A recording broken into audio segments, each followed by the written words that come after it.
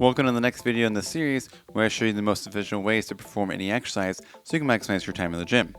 There are about 1,006 ways to perform the Bulgarian split squat, and I'm going to clear up some of that confusion. You've probably seen the influencers do this trick where you sit on a bench, extend a leg out, and that determines how far you should place your leg from the bench. Now that's all fine and dandy and a good starting point, but with each of us having slightly different anatomies, you may have to slightly adjust from there.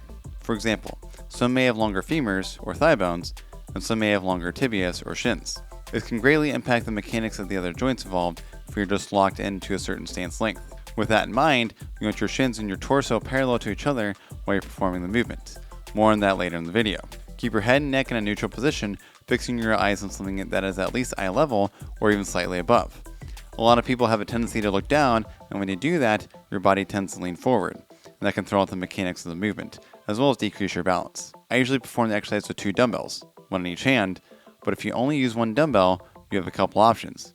If you hold it in the hand opposite the leg in front, this will help you stay more balanced, since the weight acts as a counterbalance to the weight of the leg in front. This will also target your glute medius more on the front leg, as this muscle has to activate to stay steady. If you put the weight in the same hand as the leg in front, this will challenge that front leg glute max better, aka your big glute muscle, as you are essentially adding weight to that leg you're squatting with. If you use only 1 dumbbell, you can add the other arm out to the side to help with counterbalance. Keep your low back in its natural arch position throughout the movement.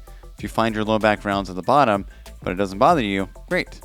If it does cause some pain, you'll need to work on your hip flexor mobility, especially the rectus femoris when your quad muscles, and not go as low for now. If you find it difficult to maintain balance, move your back foot out to the side more to widen your base of support. Make sure your knee stays in line with your 3rd and 4th toes throughout the entire movement. Instead of being on your toes with your back foot, point your toes and turn your foot inward, then place the ankle crease at the edge of the bench.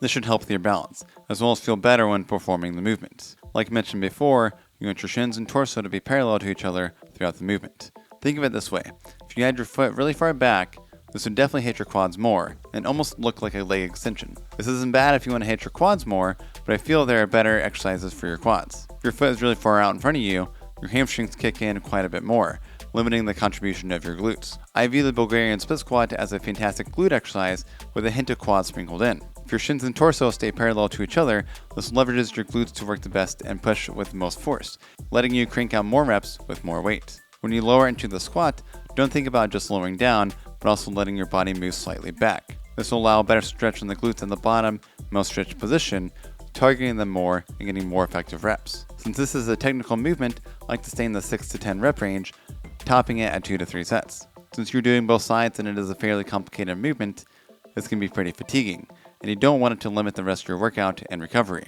If you have any questions about the Bulgarian split squat, leave a comment below and I'll do my best to answer you. Click like and subscribe if you found this video helpful, and I'll see you in the next one.